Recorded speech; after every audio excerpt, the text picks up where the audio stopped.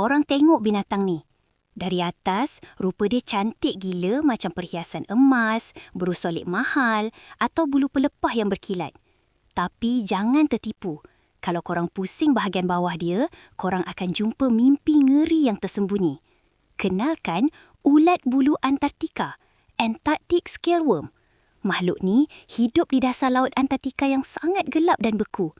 Walaupun bahagian atas dia cantik, dilindungi sisik dan bulu emas yang dipanggil bristles, bahagian kepala dia adalah cerita lain. Bila makhluk ni nak menyerang mangsa, bahagian mulut dia yang pada asalnya tersembunyi akan tersembul keluar memancang lebih daripada 2 inci dari badan dia. Rahang, proboscis yang tersembul ni, tak ada mata, tapi ada gigi-gigi taring tajam kat hujung dia. Mekanisme dia betul-betul sama macam raksasa xenomorph dalam filem Alien. Dia akan gigit dan koyakkan daging mangsa tanpa belas kasihan.